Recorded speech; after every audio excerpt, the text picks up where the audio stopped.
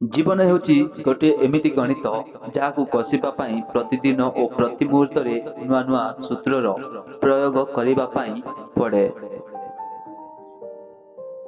ହଠାତ୍ ରାଗିଯାଇ କିଛି କହିବା ପୂର୍ବରୁ ଅନ୍ତତଃରେ ଭାବନ୍ତୁ, କାରଣ ପ୍ରତ୍ୟେକ ରାଗ ଜୀବନରୁ କିଛି ନା କିଛି ଚଢ଼େଇ ନିଏ।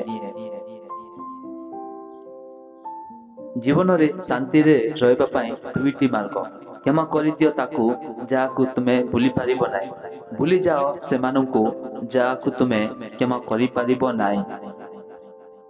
ଦୁଇଟି ଜିନିଷ ଯାହା ଜଣେ ବ୍ୟକ୍ତି ଅନ୍ୟ ପୁରୁଷ ବିଷୟରେ କେବେ ବି ଭୁଲି ପାରିବ ନାହିଁ। ଗୋଟିଏ ଆତ୍ମରେ କରିଥିବା ସାହାଯ୍ୟ, ଦୁଇଟି ଶବ୍ଦ ସହିତ ମନରେ କରିଥିବା ଆଘାତ। ପ୍ରଥମେ ନିଜକୁ ସଂସ୍କାର କର, ତାପରେ ସମାଜକୁ ସଂସ୍କାର କର। କେବଳ ନିଜର ଚିନ୍ତାଧାରା ପାୱାର ହିଁ ମନୁଷ୍ୟ ପ୍ରକୃତ ସୁଖ ପାଇଥାଏ। ସମସ୍ତଙ୍କ ସହିତ ଖରାପ ରାସ୍ତାକୁ ଯିବା ଅପେକ୍ଷା ଏକୁଟିଆ ଭଲ ରାସ୍ତାକୁ ଯିବା ଭଲ। ଯେଉଁମାନେ ଶାନ୍ତ ଅଛନ୍ତି ସେମାନେ କେବଳ ଜୀବନରେ କିଛି ହାସଲ କରିପାରିବେ। ଆମର ଦୁଃଖର କାରଣ ପୁଅ କିମ୍ବା ବନ୍ଧୁ ନୁହେଁ, ଏହାର କାରଣ ହେଉଛି ଆମ ଭିତରେ ଥିବା ଅଜ୍ଞତା। ବେଦ ମଣିଷ ଜାତି ପାୱାର ନୁହେଁ, ବରଂ ଗୁଣ ପାୱାର ସମ୍ମାନିତ ହୁଏ। ଖୁସି ରୁହ, ତୁମର ସୁଖ ଅନ୍ୟମାନଙ୍କୁ ବାଣ୍ଟ, ସେଇ ଖୁସି ହିଁ ସୁଖର ମୂଳ ରହସ୍ୟ। ଆବଶ୍ୟକ ହେଲେ କୁହନ୍ତୁ, ନଚେତ୍ ଚୁପ୍ ରୁହ। ବାର୍ତ୍ତାଳାପରେ ଯଥାସମ୍ଭବ ଅନ୍ୟମାନଙ୍କୁ ଉଲ୍ଲେଖ କରିବାଠାରୁ ଦୂରେଇ ରୁହନ୍ତୁ।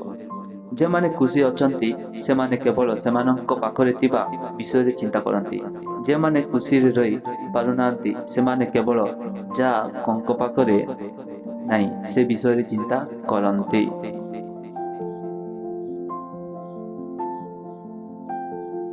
ସୁନ୍ଦର ଲୋକମାନେ ସବୁବେଳେ ଭଲ ହୋଇନଥାନ୍ତି, କିନ୍ତୁ ଭଲ ଲୋକମାନେ ସବୁବେଳେ ସୁନ୍ଦର ହୋଇଥାନ୍ତି।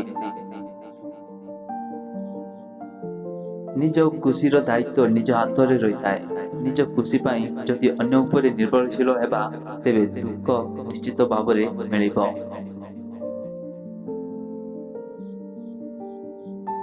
ଛୋଟ ହେଉ ବା ବଡ଼, ଭୁଲ ତ ଭୁଲ ହୋଇଥାଏ। ଏମାନଙ୍କୁ ଅଣଦେଖା ନକରି ଭୁଲକୁ ସୁଧାରିବାକୁ ଚେଷ୍ଟା କରିବା ଉଚିତ। କାହିଁକି ନା ଚଟିଆପଣାଟିଏ ଗୋଟିଏ ବଡ଼ ଡଙ୍ଗାକୁ ପାଣିରେ ବୁଡ଼େଇ ଦେବାର କ୍ଷମତା ରହିଥାଏ। ରାଗୁଥିବା ମଣିଷ ରାଗ ସମୟରେ ତ ବହୁତ କିଛି କହିଦିଏ, କିନ୍ତୁ ରାଗ ଶାନ୍ତ ହେଲା ପରେ ସେ ହିଁ ସବୁଠାରୁ ଅଧିକ କଷ୍ଟ ପାଇଥାଏ। ভিডিও ভালো লাগলে লাইক করন্তু, ভিডিওକୁ বহু ମାତ୍ରା ସେୟାର କରନ୍ତୁ ଏବଂ ଆମ ଚ୍ୟାନେଲରେ ପ୍ରଥମ ଥର ପାଇଁ ଭିଡ଼ିଓ ଦେଖୁଥିବେ ତାହେଲେ ଆମ ଚ୍ୟାନେଲକୁ ସବସ୍କ୍ରାଇବ କରନ୍ତୁ। ଜୟ ଜଗନ୍ନାଥ।